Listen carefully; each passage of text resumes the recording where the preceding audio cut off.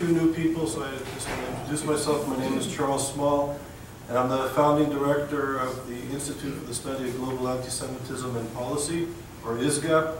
We're an independent research center. Our head office is in New York, and in Rome we have a research center at Sapienza University, an independent center in New York, and we do academic seminar programming at McGill University, Harvard, Fordham, Columbia Law School. Now we're doing at the University of Miami and at Stanford. And we are trying to bring together leading scholars from around the world to give interdisciplinary, high-caliber interdisciplinary analysis of anti-Semitism with a bent on the contemporary. For many reasons, we're going to hear some of it tonight. As Matthias and I were speaking earlier, the issues of anti-Semitism in I think the expert's opinion is becoming something that is, it's back, if it's ever left. I'm not sure if it ever left, but it's certainly rising again in different parts of the world. I was living in, I'll just very quickly, because there's a few new faces here. I was living in Jerusalem leading up to the Second Intifada. I was a scholar at Ben-Gurion University in Tel Aviv. And to make a long story short, I was working with Israeli and Palestinian scholars trying to have reconciliation work. And my background is in human rights, I have a human rights background, active on the Indigenous or the First Nations issues in Canada where I was born, and also on anti-apartheid and anti-racism, so I come out of this background. Visited the Soviet Union, visiting refuseniks when I was a young teenager, and bringing Ethiopians from Sudan to Canada to Israel. So I come from a human rights background, and I met a young intellectual in Ramallah who turned out to be from Islamic Jihad. And we spoke, very cultured, hospitable young man, about my age, and he started to say things that to my ears was insane, preposterous, about Jews, about women, about gay people, about religious minorities, about notions of democracy and self-determination. And after 2 or 3 occasions, I stopped arguing with him and I began to listen. And I asked him for books to read. And Matthias was saying after 2001, he locked himself away and he read. I started reading in 1998, after meeting this young man. And was blown away that I was fortunate to go to good schools. I went to McGill, University of London, Oxford, University of Montreal. I taught at the University of London, and I had no clue, no understanding, no clue that this worldview even existed, never mind having the capacity to understand and critique it. I didn't know it existed. And this, I would argue, is the failure of our Western education, even in the greatest universities in the United States and beyond. And it's the failure, because of our education, of the policymakers to understand how to take a constructive approach that doesn't just engage, but to engage with a forceful democratic approach, rooted in democracy, rooted in the rights of citizenship, that we all have the right, regardless of our religion, regardless of our ethnic status or racial status or gendered identities, we all have the right to be equal under one law. And that doesn't begin and end at the borders of this country. There's universal international human rights that must be, I would say, championed. So we're living in a time, on the one hand, radical political Islam, not Muslims, but reactionary, radical political Islamism is gaining more and more power in many more societies as states begin to crumble and disintegrate before our eyes. And we, in this postmodern moment in the West, don't have the capacity to critique, to be critical of social movements that denigrate gay people, that subjugate women, that incite, and I'm choosing my words very carefully, incite to genocidal anti-Semitism. That people with many Western countries, including the United States, are engaged in negotiations and policies with regimes that think that Jews are the descendants of apes and pigs, that they're dogs, that they bring all of the corruption of humanity to the table. Could you imagine today, as part of the anti-apartheid movement, the chairperson of the African National Solidarity Committee of Canada, the United Kingdom, could you imagine if a leader from Africa, a white leader from Africa, would come to this country and say that Africans are the descendants of apes and pigs? I believe in 2014 that leader would be told to pack and to leave. And yet, it's common currency that we engage and negotiate and sign treaties with people that see the Jew in the most pernicious form of anti-Semitic imagery. And anti-Semitism begins with Jews, but it never, ever, ever stops with Jews. Once this disease of hatred is unleashed, it affects others, other marginal groups, Baha'is, women, other religious minorities, the Copts and others. So anti-Semitism isn't a parochial issue. It's not an issue where advocates get together, not scholars, but advocates get together and take a position. This is a scholarly institute, and this is a subject that if anybody cares about human rights, if anybody cares about the future of international relations, we have to address it. And I dare say, I just wrote a piece that the silence on anti-Semitism in Iran, the Ayatollah Khomeini, 18 hours before the 6 countries signed an interim agreement with Iran, Ayatollah Khomeini, not a radical maniac, unstable person, but a leader of a revolutionary regime, said that not Israelis and not Zionists, but Jews were rabid dogs, that Jews were the corrupt, bringing corruption to the world. And not a word. 18 hours later, the 6 countries signed an interim agreement with a man that was inciting to genocide, representing the values of a regime. And we in the West, in the human rights community, have been silent too long, and I think it's because of our lack of education. So I hope that ISGAP, and we have here other leading scholars coming to Harvard after Matthias Kuntzel speaks this evening about Iran. We have Tariq Fatah, a Canadian from Toronto, originally born in Pakistan, a public intellectual in Canada, speaking about issues of radical Islamism. He himself is a Muslim scholar. We have David Hirsch from Goldsmiths College speaking about how the unions are adopting in the United Kingdom anti-Semitic boycott positions. And we have Gunther Jukuli, who's also from Germany, who did a very important study on Muslim youth in Germany, European Muslim youth and anti-Semitism. So they're coming to Harvard in the next few weeks. Tonight, we have a great honor to welcome back Matthias Kuntzel. Matthias spoke in our center at Yale, and we were on a program in the Holocaust Center together several summers ago. So a friend and a colleague who's really has been at the forefront for too many years, dealing with the issue of Iran and the Iranian revolutionary regime's anti-Semitism, and also its relations to Germany and other European countries. Matthias was born in Germany in 1955 and holds a tenured position as a teacher of political science at the Technical College in Hamburg in Germany. In 2011, he was presented with the ADL, or the Anti-Defamation League's Pollock, Ehrlich, Gunther, K. Schwartzen Human Rights Award during the League National Executive Committee, which was held in the United States, in Florida. And they said that Matthias Kuntzel has a long and distinguished record in speaking out against anti-Semitism and warning his readers in his native Germany and elsewhere about the dangers posed by this age-old virus that has not known a cure. This is from Abraham Foxman, the director of the ADL.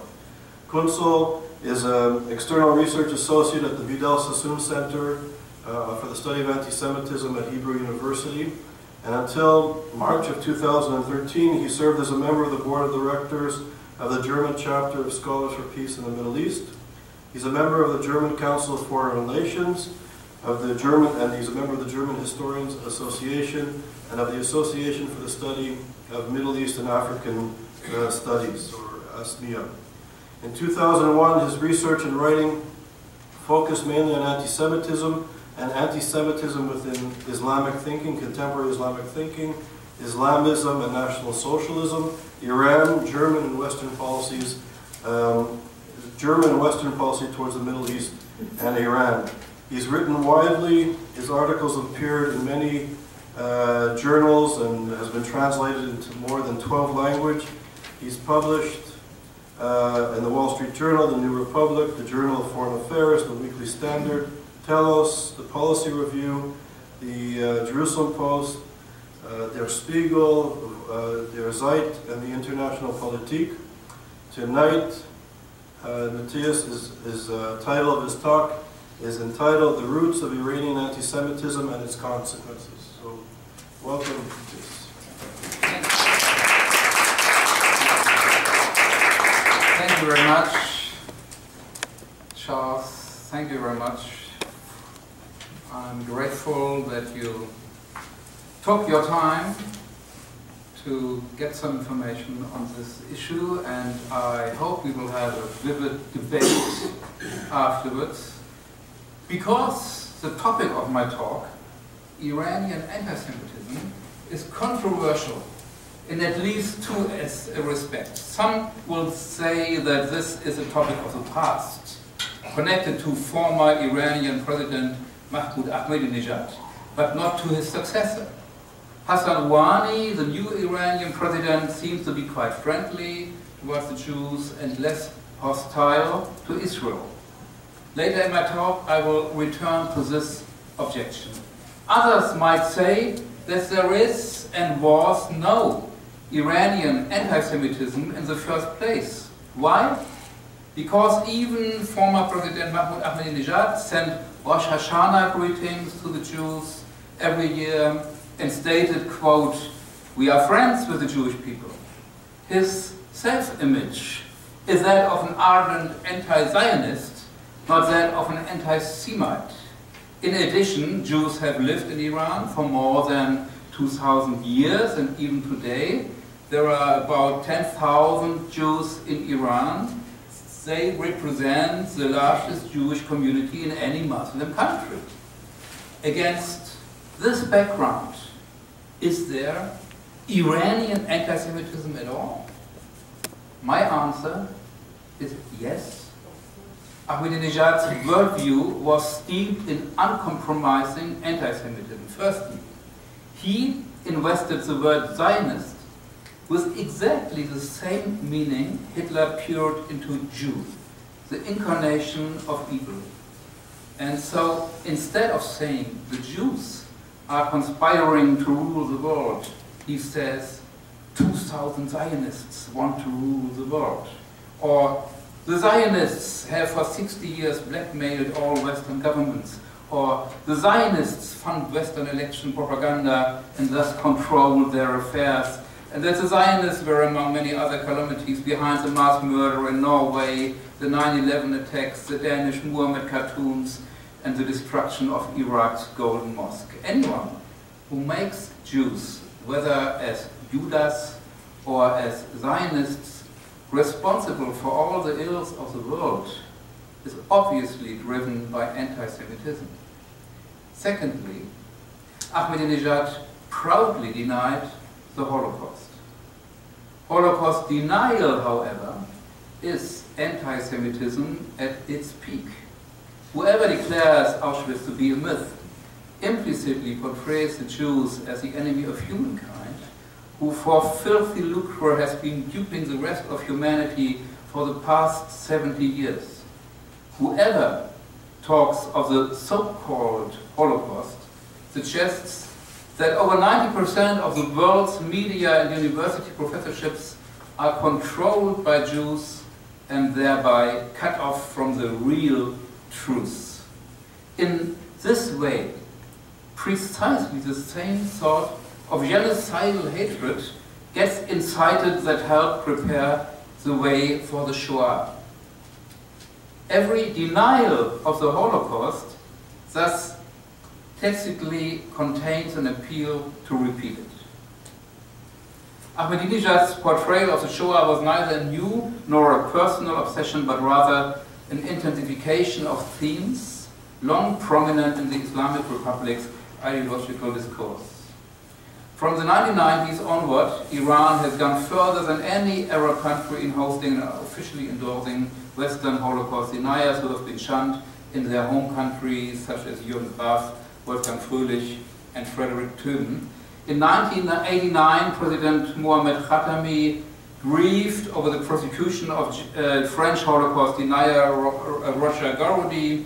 Iran's supreme leader Ali Khamenei even met Garodi in person, and Mr. Rafsanjani voiced moral support for Holocaust deniers as well.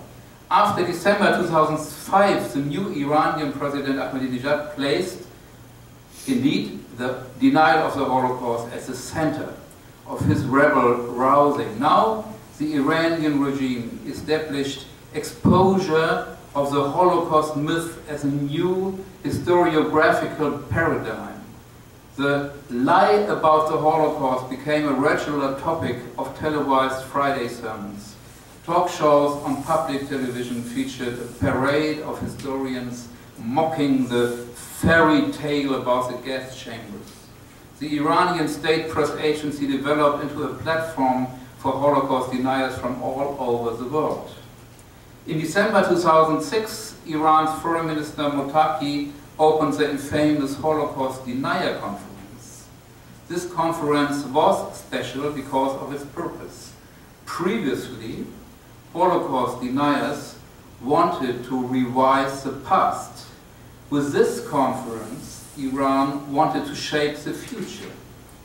If, quote, the official version of the Holocaust is called into question, declared Mottaki in his opening speech, then, quote, the nature and identity of Israel must also be called into question.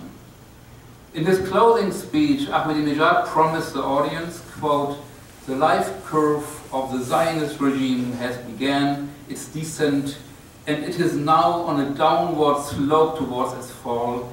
The Zionist regime will be wiped out, and humanity will be liberated, end quote.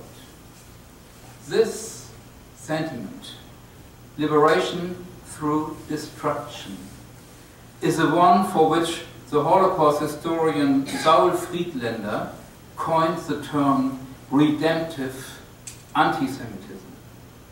It is not so far from that expressed in the Nazi directive of 1943, quote, this war will end with anti-Semitic world revolution and with the extermination of Jewry throughout the world, both of which are the precondition for an enduring peace, end quote.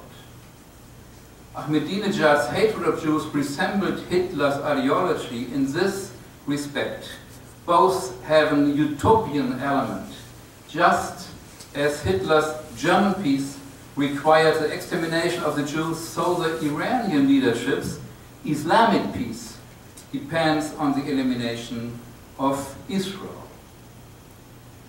I mentioned three aspects of Iranian anti-Semitism: Holocaust denial, demonization of Zionists or Jews, and the wish to get rid of Israel.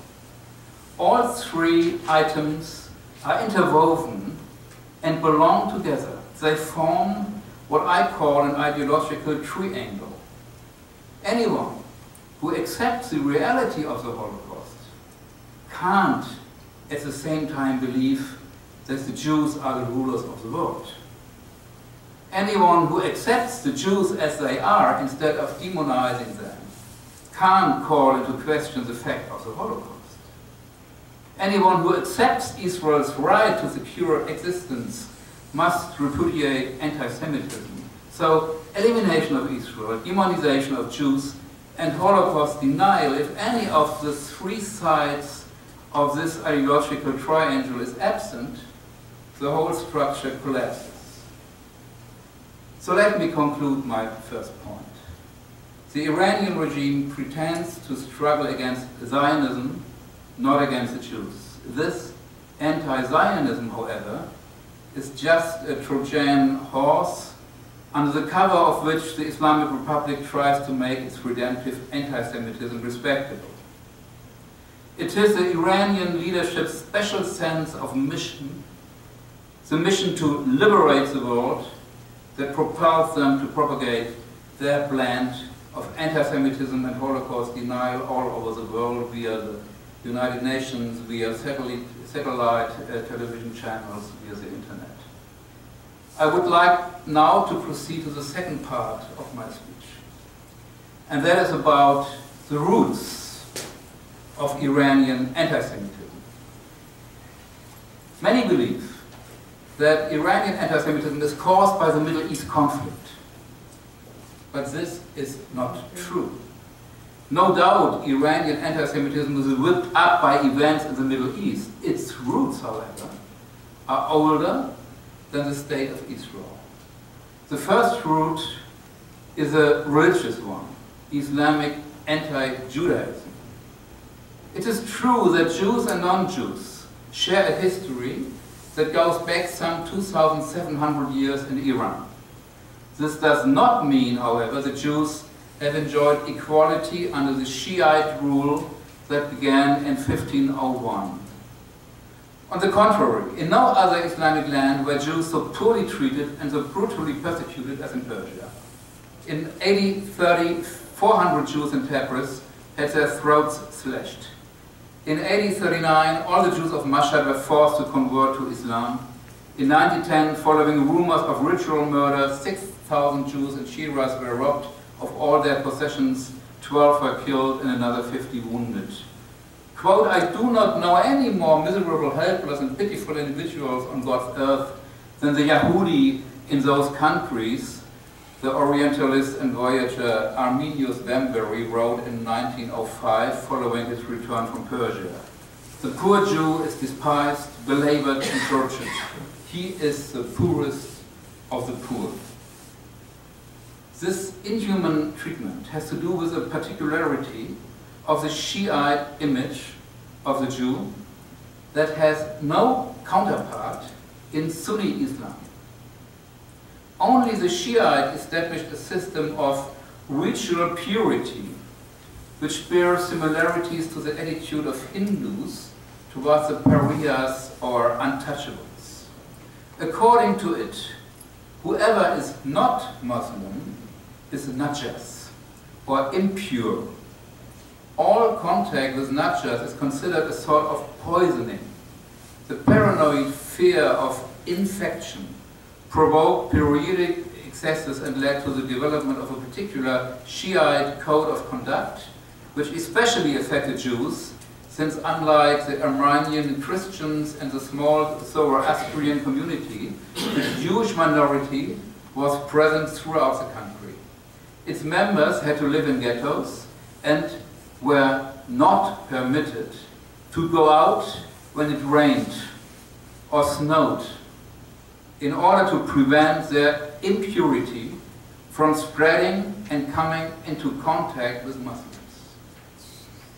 For the same reason, they were prohibited from visiting public baths or having any contact with the food and drinks of Muslims. And a couple of months ago, I read in the New York Times a little story by a writer from Iran. She emigrated, and she told about her father's experience as a Jew in Iran. And this was during the 40s, and the father was going to school, he wanted to go to school, but then there was a rain. 6 weeks, only rain. So 6 weeks long, the little boy was not allowed to go to school because of the poisoning of other Muslims, you know. And so, in this case, the superior of the school one day came with a glass of water and invited the young boy, and then he asked the boy to drink from the water, and then he drank too from the water, so that the other students or pupils could learn that this guy is not poisoning the others in order to make it possible for him to go to school again. So there are many, many examples in this special example, a very good model of the superior of the school, of course. You had a good question, or? Can we ask questions? I prefer afterwards. Okay? Thank you very much. Okay, officially these rules, these Natchez rules, were abolished when the Shah Pahlavis came to power. But the Orthodox clergy continued to insist on them. Thus, in 1962, the Ayatollah Ruhollah Khomeini, the future supreme leader of the revolution, explicitly propagated the Natchez doctrine in a widely disseminated handbook titled Clarification of the Problems, a Guide to Muslims in Their Daily Life.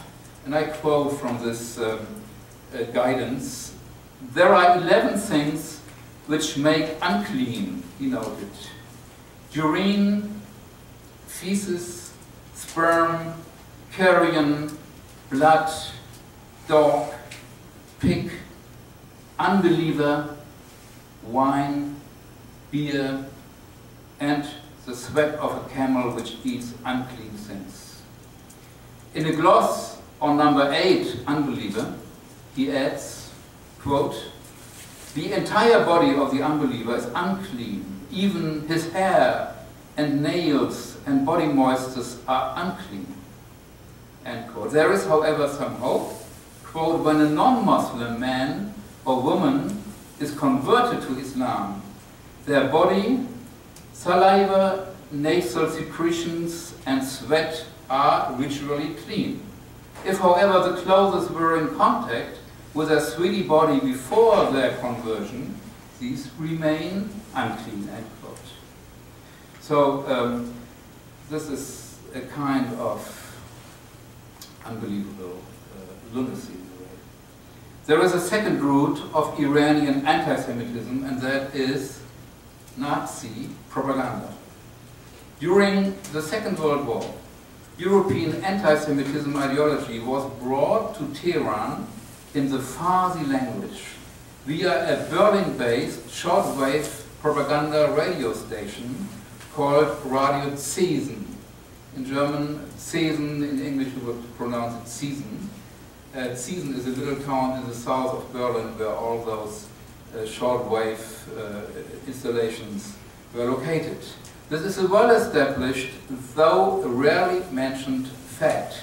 I found documents in the archives of the German Foreign Office showing that Nazis incited hatred of Jews among the Iranian population by fusing early Islamic Jew hatred with the European myth of the Jewish world conspiracy.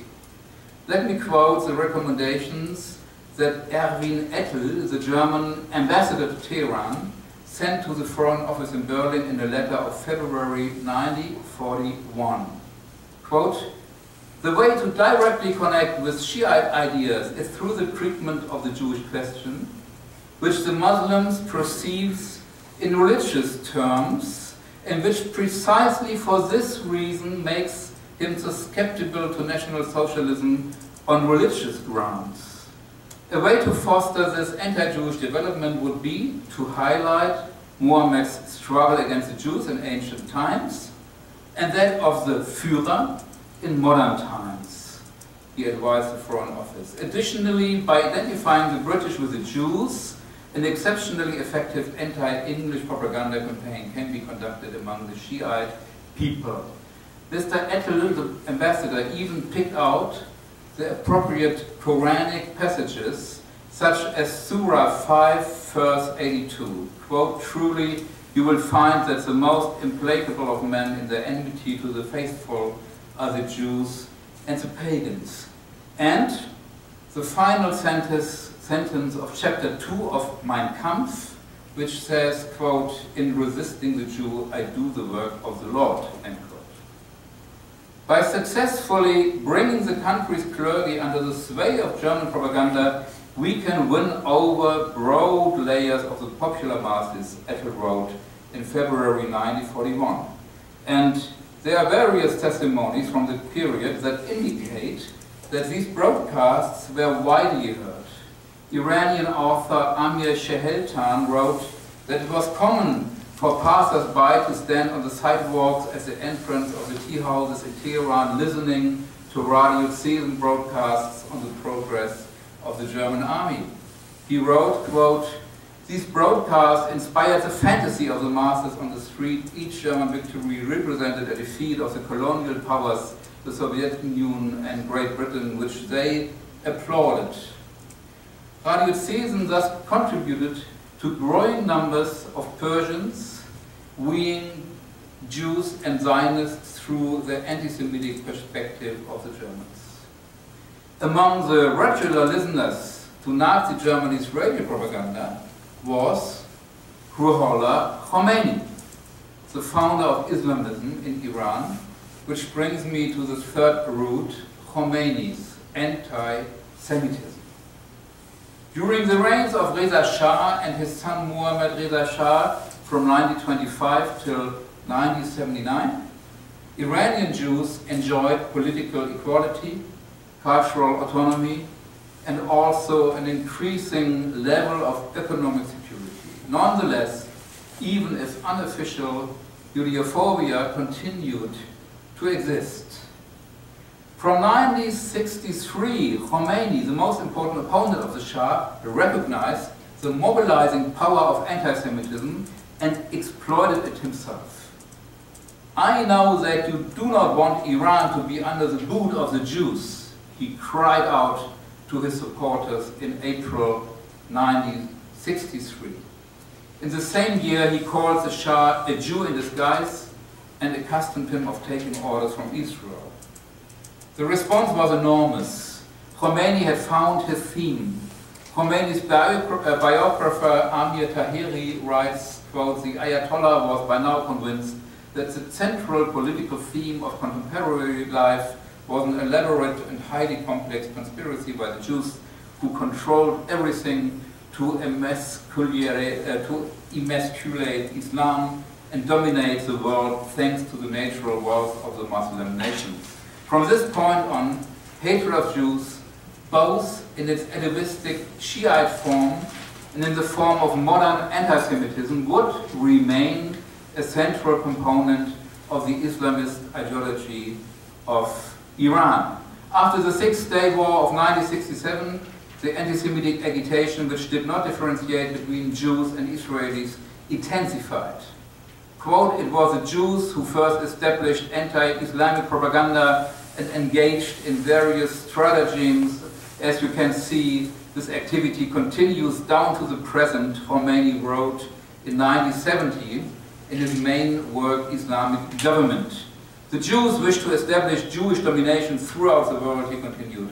"Since they are a cunning and resourceful group of people, I fear that they may one day achieve their goal." In September 1977, he finally declared, quote, "The Jews have grasped the world with both hands and are devouring it with an insatiable appetite. They are devouring America and have now turned their attention to Iran, and still they are not satisfied," end quote. So those quotes are quite unknown, but it's documented in the writing of Khomeini. There are, of course, documentaries about this writing. It's forgotten because 2 years later, when Khomeini was the unchallenged leader of the Iranian Revolution, this rhetoric was toned down.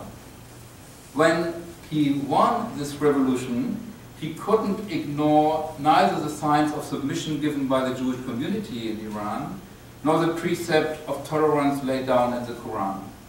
So he changed his rhetoric, and in May 1979 he declared, quote, "We distinguish between Jews and Zionists. Zionism has nothing to do with religion. From now on, Jews, like the Armenian Christians and Zoroastrians, were treated as dhimmis, accepted under special circumstances."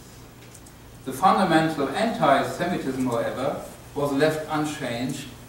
Thus, in 2005, at the Iranian stand at the Frankfurt Book Fair, I was able to purchase an English edition of the Protocols of the Elders of Zion, published by the Islamic Propagation Organization of the Islamic Republic of Iran. Other anti-Semitic literature, such as Henry Ford's The International Jew, was also available at these stands. Let me summarize my second part. It is true that Ahmadinejad was the first president worldwide to make Holocaust denial a hallmark of a powerful state's foreign policy.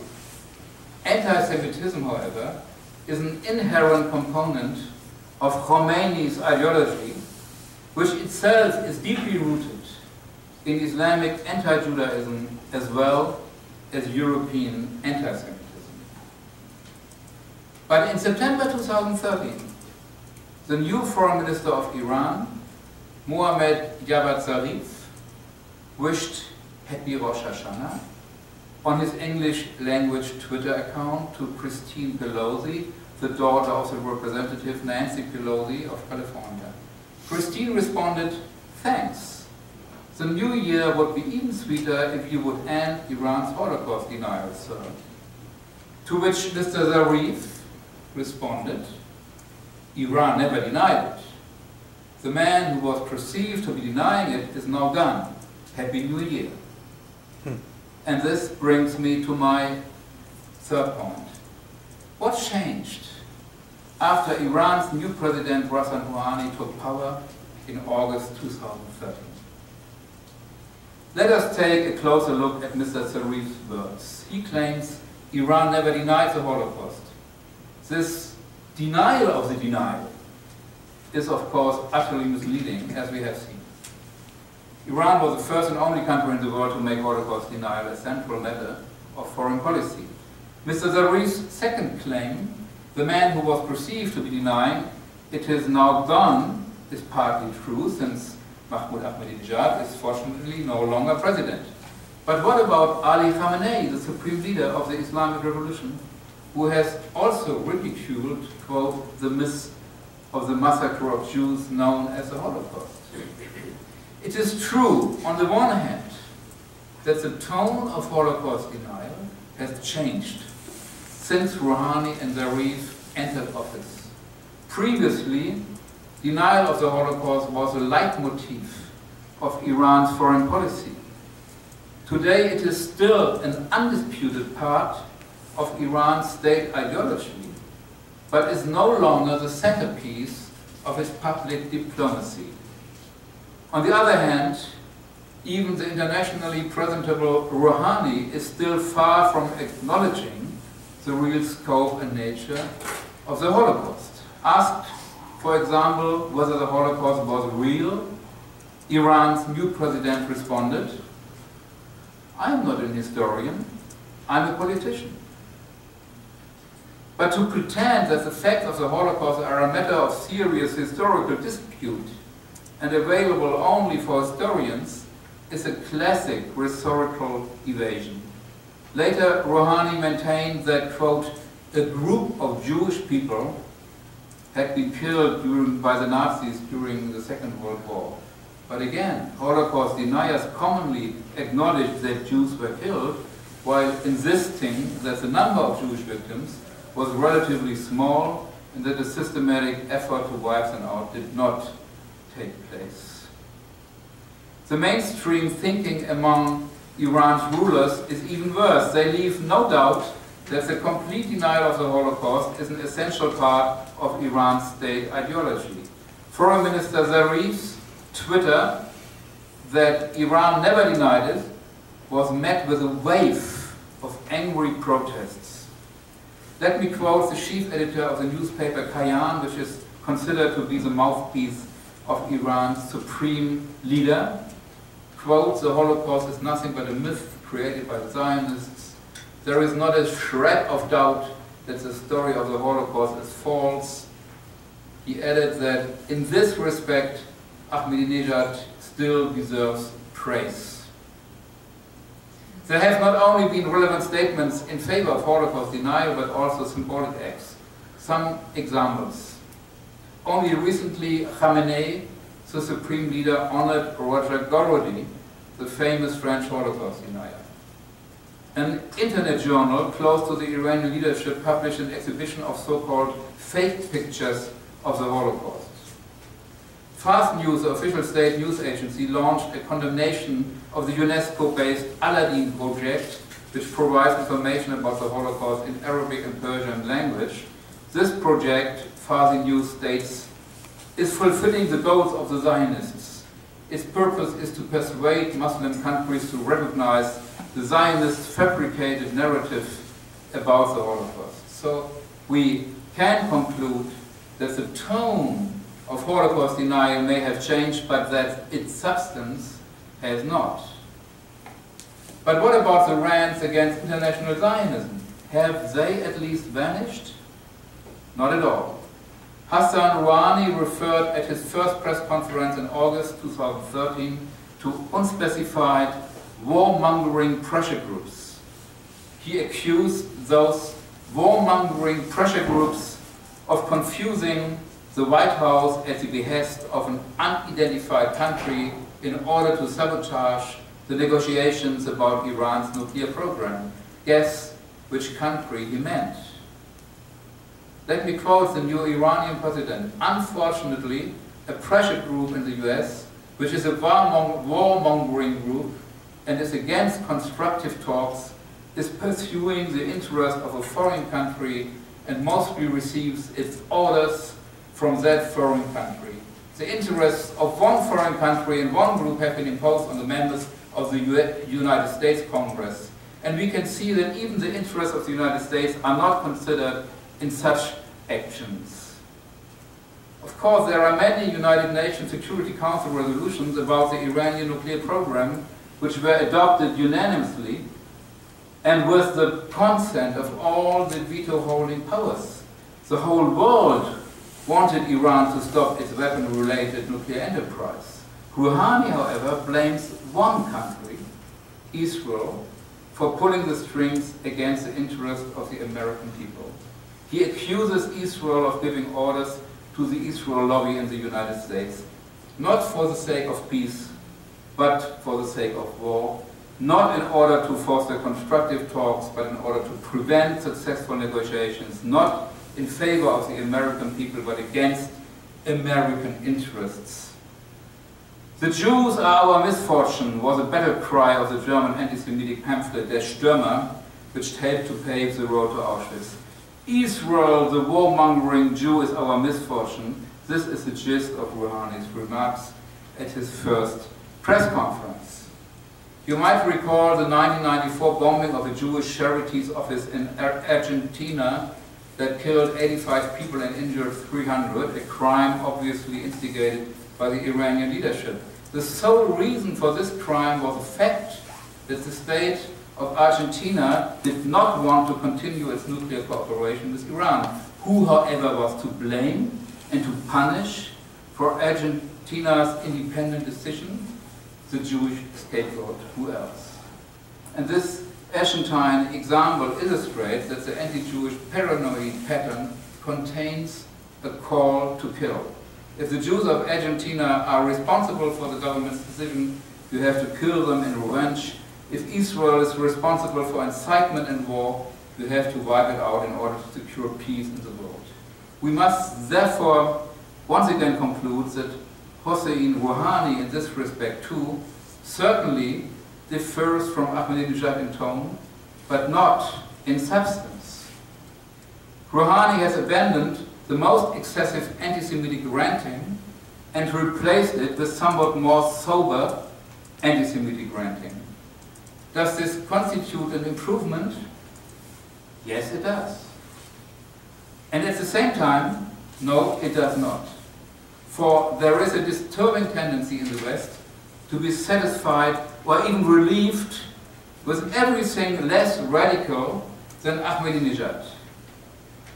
While the totalitarian character of this regime has remained constant, the world's media perception of the Islamic Republic of Iran has changed dramatically. Most politicians and journalists in the West have a good feeling about the new Iranian president. They do not want to spoil this feeling by looking too closely at what Rouhani or his boss Khamenei actually say and do. They would rather allow themselves to be taken in by the new Iranian government public relations spin than to recognize the unchanging policy that underlies it. Ahmadinejad was terrible, but he did create a certain team spirit among the Western powers in Israel. Rouhani is not much better, but seems to be succeeding in isolating Israel by luring the Western powers over to his side. Let me give you a last example. In November 2013, Ali Khamenei ranted and raved at the Jewish state, calling it, we heard it from Charles Small, a sinister, unclean rabbit dog, and added that, quote, Israelis should not be called humans, end quote. Khamenei used this language just hours before negotiations about the nuclear program between Iran and the six world powers were sent to resume in Geneva. Previously, such ranting led Western diplomats to leave the conference room of the United Nations General Assembly. Now, the Western powers did not even address Khamenei's inflammatory language during the talks at Geneva. The fact that the leader of an American dialogue partner used language that recalls Nazi incitement went unheeded. If the current Iranian regime really wants to get beyond the stupid notion of Holocaust denial, it has to throw the protocols of the Elders of Zion overboard and recognize Israel. We look forward to the day when that happens. So let me please conclude. Yes, there is Iranian anti-Semitism. It is deeply rooted in history and has been part of the system since 1979. Under Rouhani, it changed its appearance but not its character. The Holocaust is still denied. World Zionism is still held responsible for the evil in the world, and Israel's annihilation continues to be propagated, though in a less radical form.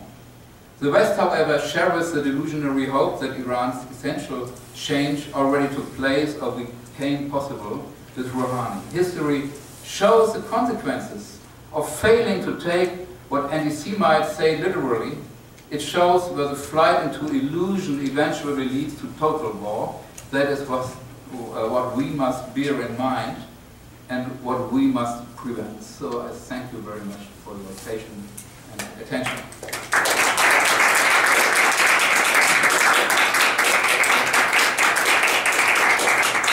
Thank you very much, Matthias, for a comprehensive analysis. And there's time for questions and answers.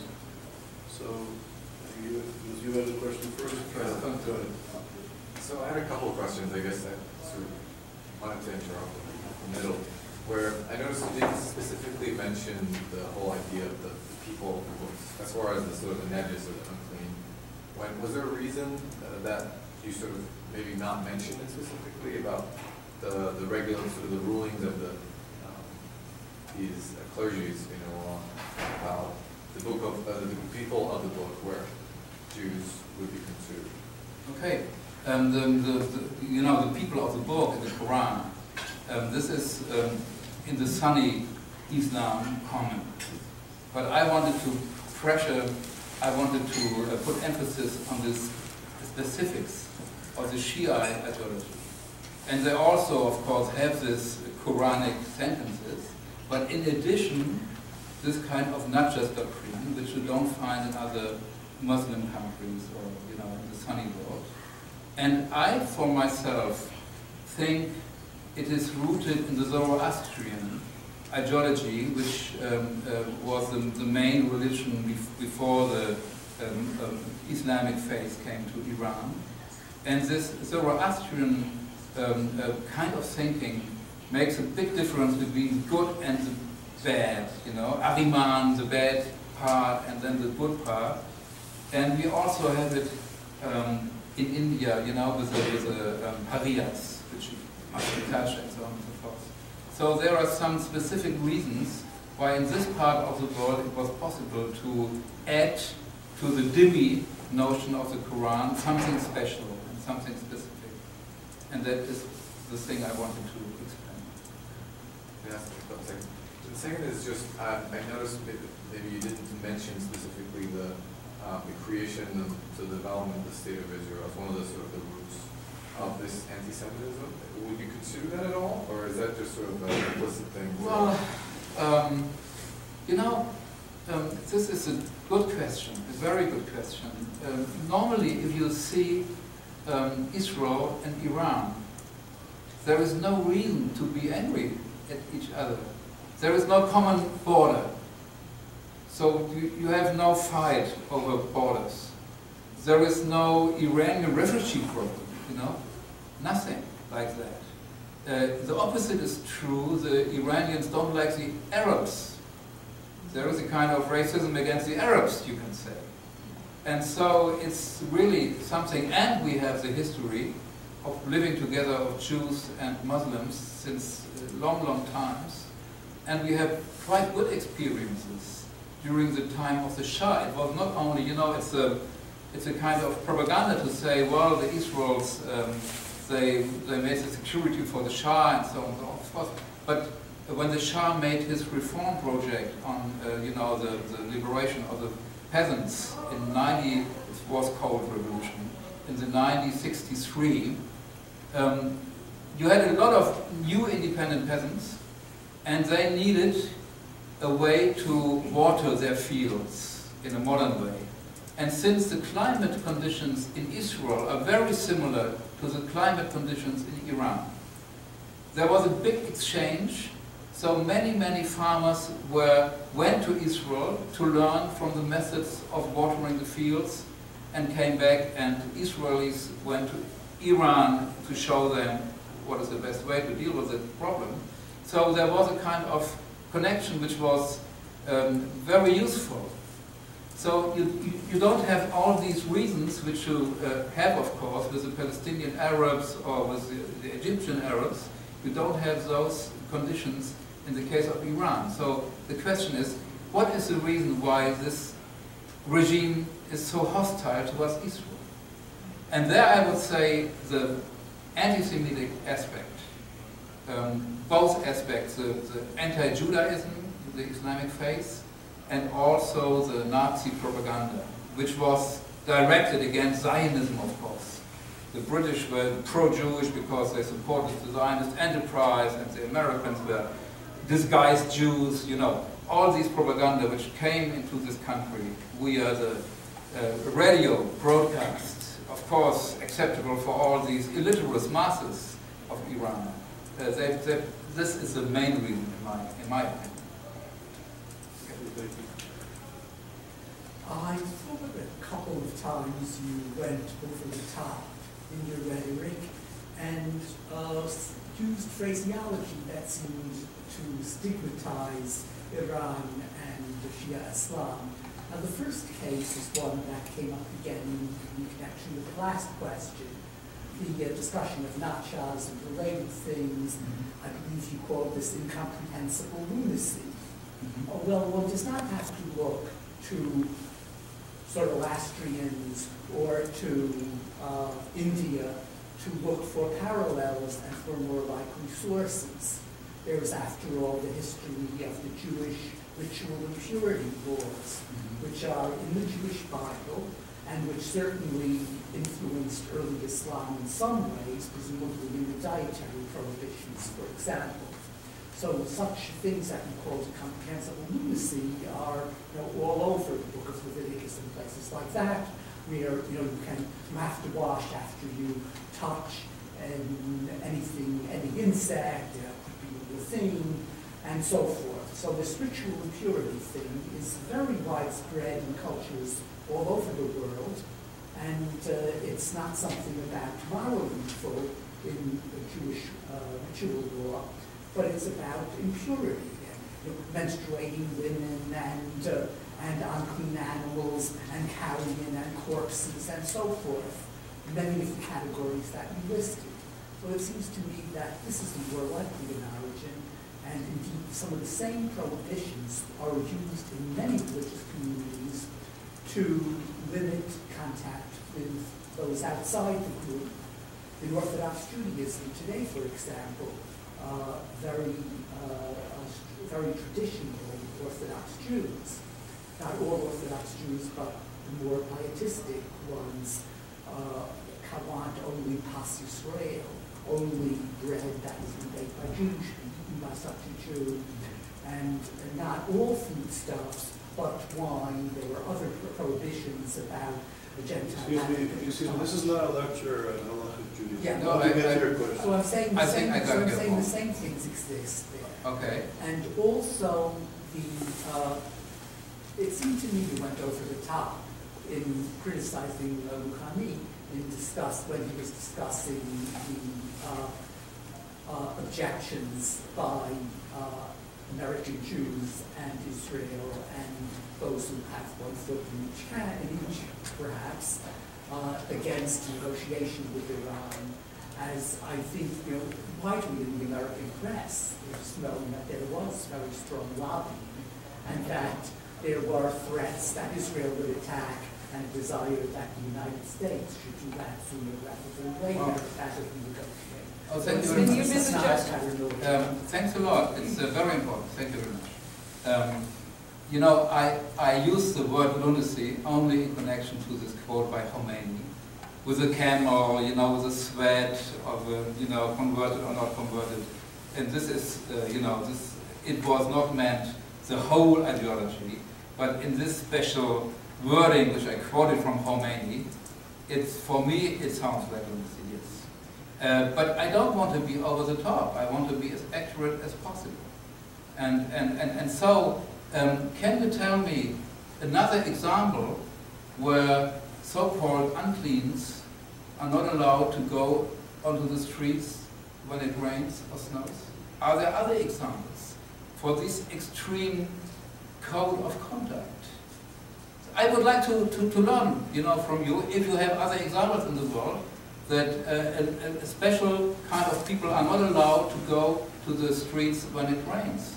I don't know any other example. No, that particular example I do not know, but certainly having been an Orthodox Jew and being a Kohen, I would worry about entering a building in which there was a piece of a corpse, such as a Catholic church, because there was a bit of a corpse probably in an altar, and I would have this worry of contracting religious impurity, which I must not, as a priest, contract, because perhaps the temple will be reestablished tomorrow, and then I would not be able to perform my duties of slaughtering animals in the temple. Then it would not have been a state conduct, but your personal aversion or your personal decision.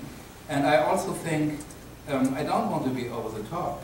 With Rouhani, I think it's very important that he says only Israel is against our nuclear program, and which is not true, of course. If you see the resolutions of the Security Council, Israel is not a member of the Security Council. So this is really not true, and he tries to make a split between the Jews on the one hand, the Jewish state, Israel, and the rest of the world together with Iran on the other hand.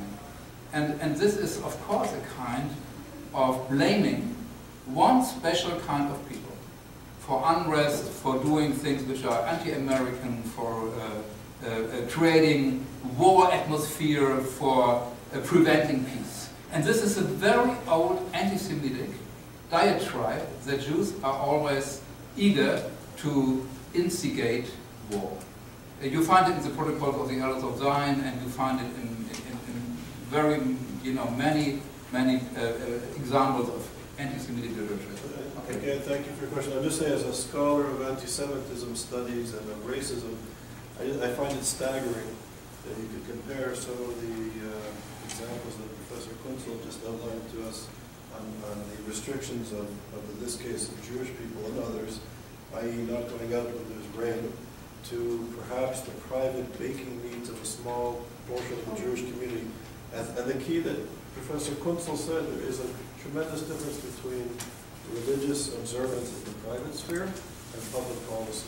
And I think to focus on, these types of halakhic practices in a very stereotypical way is extraordinarily problematic. Well, thank you for your question. But I should say, though, in response to that. And what makes you think that you're entitled to judge what's over the top? What's over the top to you might not be over the top to me, and vice versa. But I think we're going to ask the question. You said this is private means. It's not private There's means. It's a halacha that as a Kohen, I have to keep myself ritually pure in these ways. That is halacha. It's not. But that's not state legislation. That's not private. You may do it in your home, in your synagogue, but not in the private, not in the public sphere.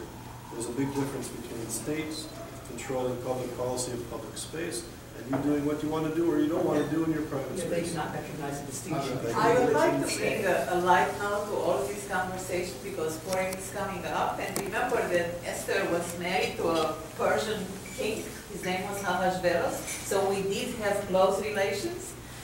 They lived on a place called Shoshan, which was a city in Persia, right?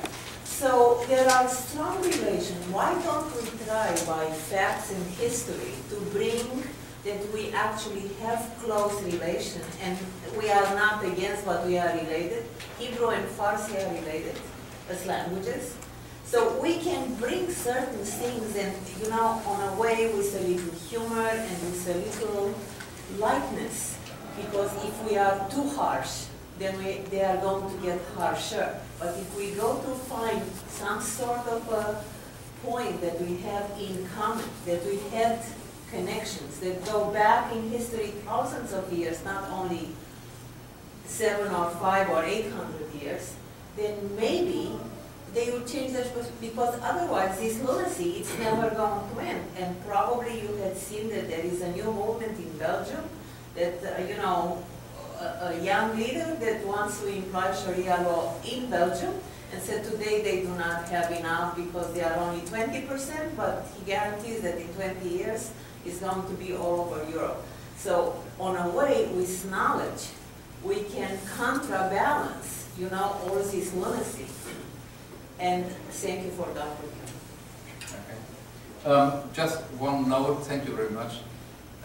We have to make a differentiation between the leadership in Iran and the people. Really, it's important. And what you are saying has a chance with the people of Iran and the young people. There are so many people who listened, for example, to Radio Israel, because it gave them news which they can't get from their own institutions in Iran. So we have to make this differentiation. And if I see the leadership in Iran, if I see Ali Khamenei, who translated Sayyid Qutb, the leader of the Muslim Brotherhood, and also his pamphlet, Our Struggle Against the Jews, this leadership is really believing in what it is saying about the Jews. It is anti-Semitic, and you can't convince a really radical anti-Semite by giving examples how good the relationship has been. But they forget that Ishmael was the son of Abraham. They want to forget it. Yes, they want to forget it. Okay. Mr. Altsworth. Thanks very much for an informative talk. We really appreciate it. Some of the things that you quoted about Shiite Islam sound very familiar to Sunni attacks on Shiite Islam. That I've heard many times Sunnis say the Shiites are worse than the Jews. And I was wondering, on some level, on a psychological level, could this be some type of defense mechanism that Shiites have, that we're not like the Jews, that we hate them more than you do? And also, your point about the people in Iran, I'm very glad you mentioned that, because as far as I know, Iran is the only country in the Muslim world where they had public memorials after 9/11, and that there's a lot of interest in Judaism and Israel in Iran, from what I've read. Well, this is a bit speculative, you know. Was it, you know, of course the Shiites were always a minority, and they always wanted to defend against the majority of Sunni Islam. Therefore, they also allowed this kind of official lying, the Taqiyya doctrine. So they had a lot of self-defense mechanisms. But I don't think that the Najjas doctrine against every unbeliever is this kind of defense mechanism. I don't see the connection, you know. And it was, of course, not the criticism of the Najjas doctrine, which makes the Sunnis angry against the Shiites, but this kind of referring the Imams. This is seen by Sunni Orthodox people as a kind there's not only one God then, but many gods, you know, the 12th Imam, the 11th Imam. So they are revered like gods, and so the Sunnis say, well, this is against the Quran, it's against the whole religion, and you have to stop that. And also, it's very interesting, in the Sunni Islam, it's really forbidden to paint pictures of Muhammad, or you know. But in the tradition of Shiite Islam, it was not impossible to have nice pictures about Muhammad. Sometimes without the eyes shown, sometimes with the eyes shown. There are whole books with pictures that way. So there are really in the conduct of religion big differences. And so I think these differences are the main reason why the Sunnis from time to time feel this kind of hatred. But it's very spectacular during the last 5 or 10 years when religion suddenly became such a big thing, and this is due to the growing influence of Islamism, I would say. I had a question, but I think you addressed it in your question and answer session, about the difference between the general population and the leadership. It seems that if the general population was so religiously anti-Israel, the Shah would have had a much more difficult time being good friends of Israel. But you said, though, that the general population, the youth population, I think 50% of Iran is under 35, is not very religious, or not very anti-Israel or anti-Semitic. Is that your assessment? And you think it's simply the leadership? No, it's not that simply, because also this leadership has a mass base. But this mass base, it's the Basiji movement, for example, is not the majority of the country. And this mass base is also, you know, in a way, they get money, they get better conditions to study later on, and so it's also a kind of deal, you know, with the regime.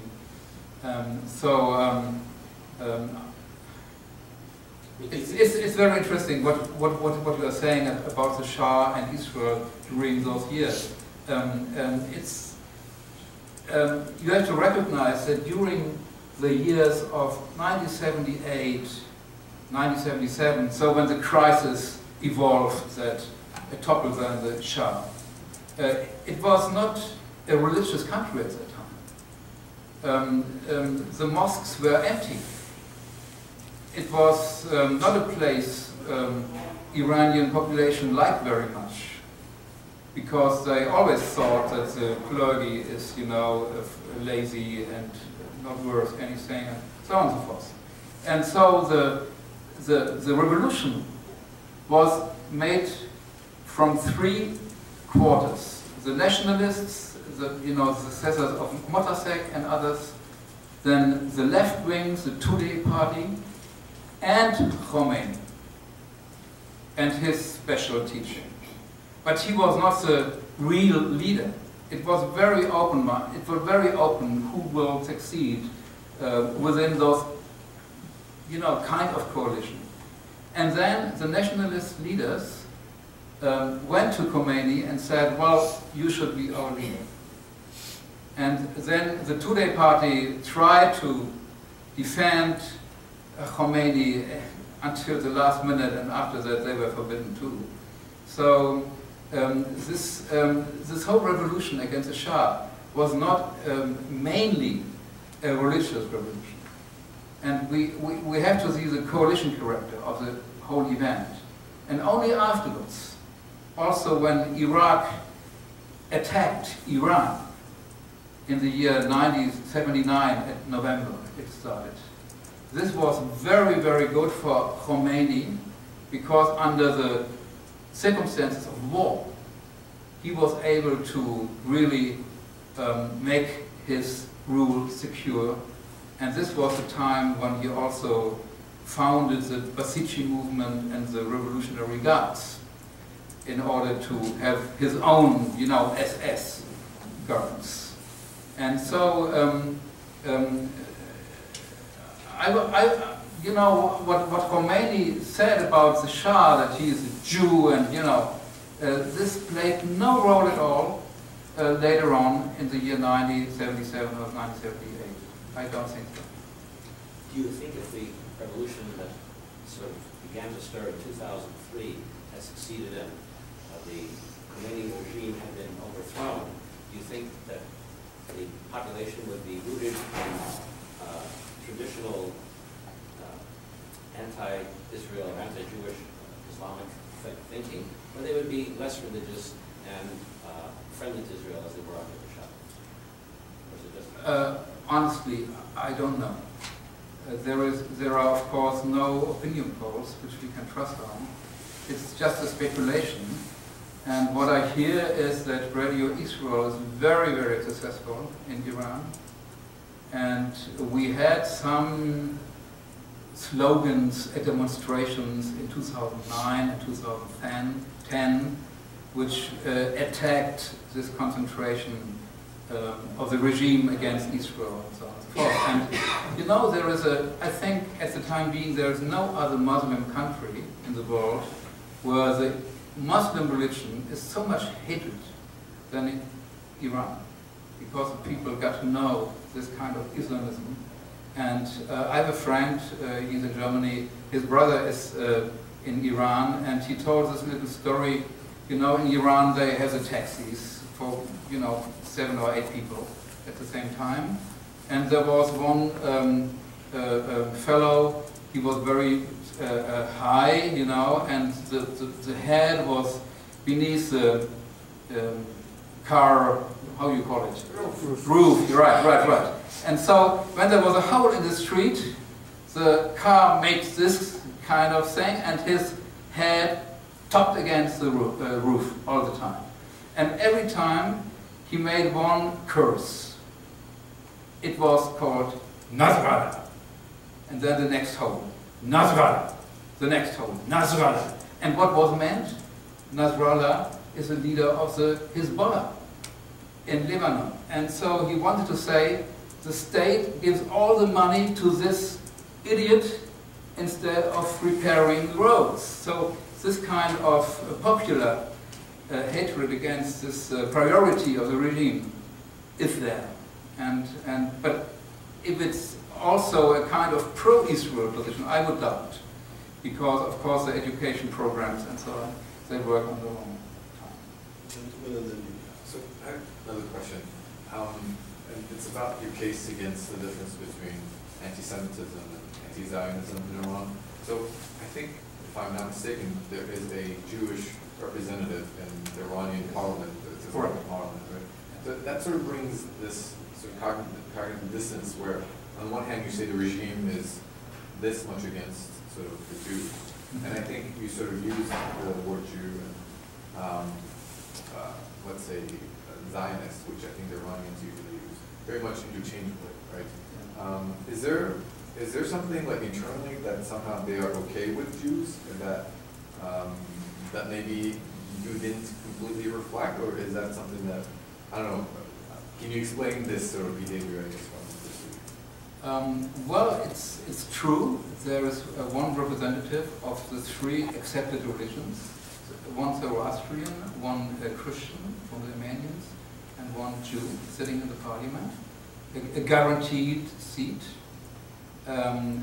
Of course, Baha'is is quite another issue, or Sunnis in Iran are really suffering. So all other religions are forbidden and persecuted. Well, it's the Jewish community in Iran is in a very special condition. It's possible to read their homepage. You know, it's possible. It's in English, so you can read what they are writing there. And for example, you can read how much they hate Israel, how much the Jews in Iran love Nasrallah, and you know, all these things which you have to say if you don't want to get persecuted.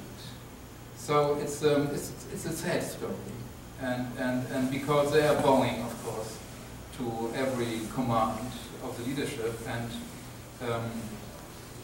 And again, I think I don't know it exactly, but I believe, and what I've heard is that on the level of people, Shiite Iranians are proud that Jews are part of the country, and they help each other. And it's not, you know, a mass basis as we had in Nazi Germany, for example. On the other hand, the leadership again and again is putting anti-Jewish diatribes, you know, within the communication and within the public relations things. One of the best friends of Ahmadinejad suddenly spoke about the Jews, how dirty they are, and so on and so forth.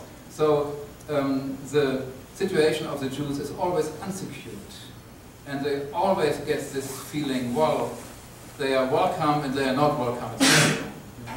And another?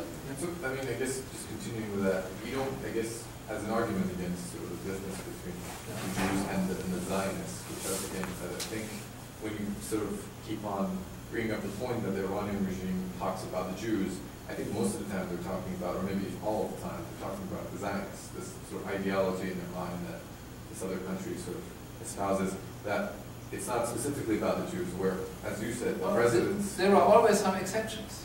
There are always exceptions. Perhaps 3 or 4 times a year, the Jews are mentioned again.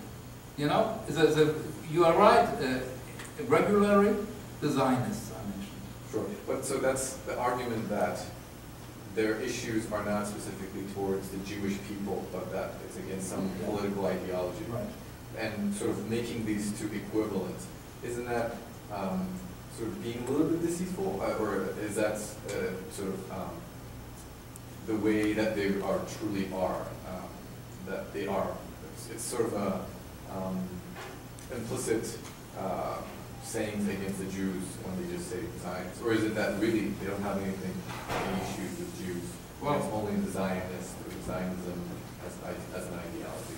That's just my sort of question, where you, I think, were continuing to reference Jews, where in my mind, and I've continued to follow up their speeches, they usually talk about Zionists. They almost never, as you said, there might be exceptions, but they usually always refer to them as Zionists. Nearly always, yes. This is the reason why I mentioned this ideological triangle. You know, they not only talk about Zionism, they talk about world Zionism, which Hitler called Weltjudentum. You know, and so they are saying those world Zionism is controlling the Americans, is controlling the Europeans, is controlling the business and the media, and so. It is all over the place. Yeah. I mean, there are political sort of rhetorics for their base in Iran, obviously, that they certainly. Yes, otherwise they could concentrate on Israel as a little state, but they don't do. I'd like to add 2 cents. I think in terms of being deceitful, I think you raise a very important point. It is anti-Zionism. But what is Zionism? What is Zionism? Zionism, from a Jewish perspective, is the attempt to assert national liberation on its land. The problem, so why the regime has such a problem with the Zionists and not necessarily Jews, is because according to this form of Islam, not Islam, but the regime's form of Islam, is that a non-believing Muslim cannot have self-determination or equality in society.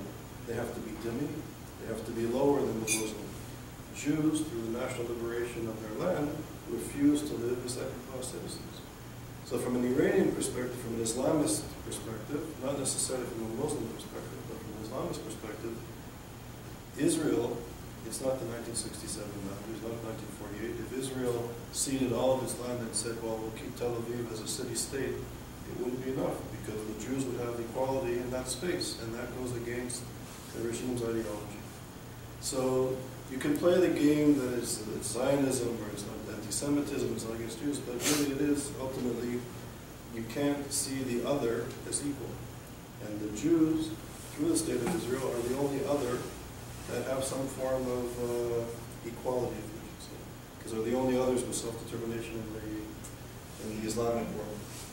And then the second thing, just as a point, I wrote an article with a guy named Ed Kaplan from Yale, where we looked at traditional forms of anti-Semitism and what we called Israel bashing, so demonizing Israel. And the correlation, first of all, we interviewed 5,000 people in 10 European countries, so it's only European-based. So it doesn't necessarily apply to the Middle East or to Iran. But what we found was those who demonize Israel, it's a very low percentage of the European countries, but they're 13 times more likely to be classically anti-Semitic. So at least in Europe, the correlation between Israel bashers and classical anti-Semitism is very strong. Well, we heard a lot about the problem, but I'd like to hear more about the solution. The solution that you might be advocating, and on more than one level. One would be for U.S. diplomatic policy, U.S. government policy. What are we now doing that we could be doing? What are we doing wrong? And then maybe on another level, of the people-to-people level, if there's something that you have thought of. Yes, of course. At the people-to-people level, it's very important to strengthen those within Iran who got persecuted because they spoke out. So there are, of course, possibilities to know the names, to have pictures of them, to make campaigns. So you know, the repression in Iran is really terrible, and they don't get the solidarity which is needed in order to put pressure on the regime. So this is one point for societies, for organizations like Amnesty International and other organizations. And on the other hand, I think, well, it's so important to understand how deadly anti-Semitism is. I'm from Germany, and so it's very clear. I had to deal with the reason why Auschwitz could happen. And it only could happen because there were the anti-Semitic words and slogans and the mindset and the brainwashing and everything. And so if we really want to learn from this part of history, it is essentially to take serious what Khamenei is saying when he says Israelis are animals and not human beings. It's really important. This is always the first step.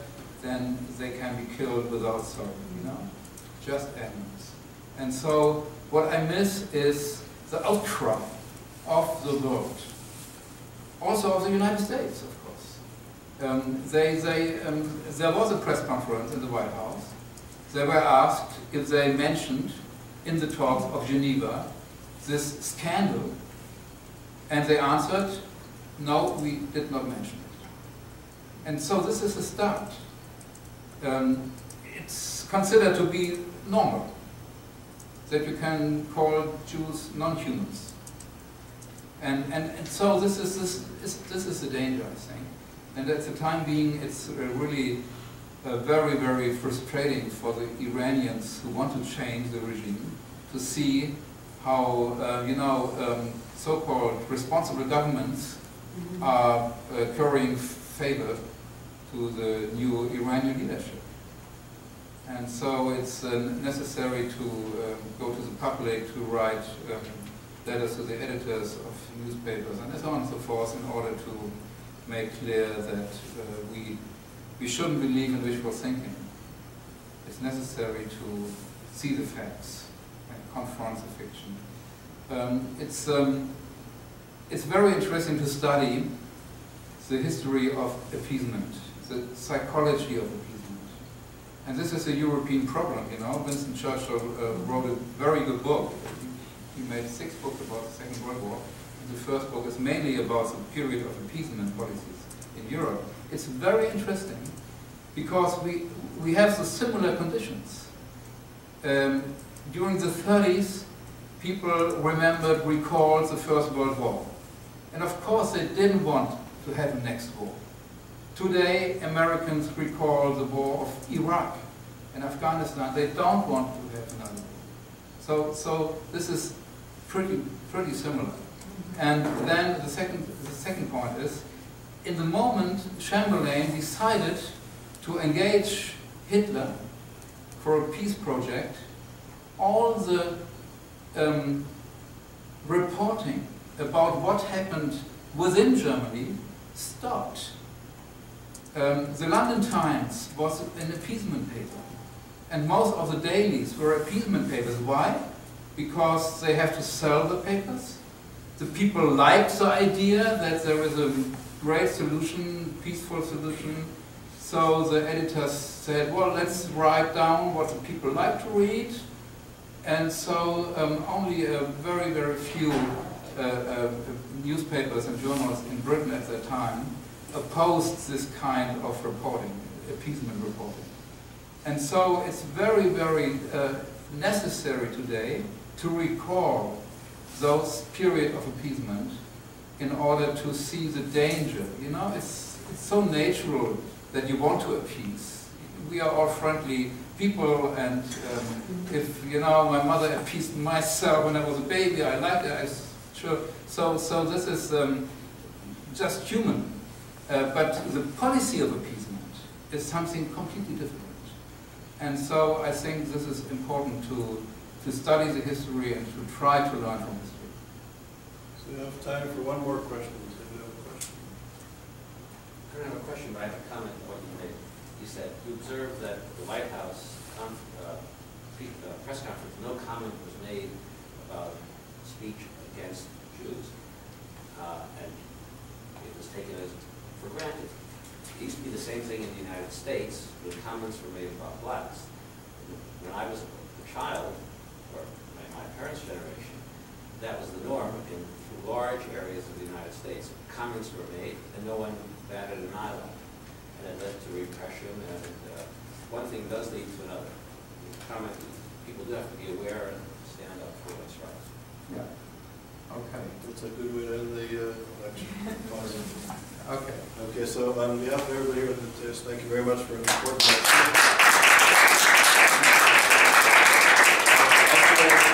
Thank you very much for good questions and dialogue and discussion.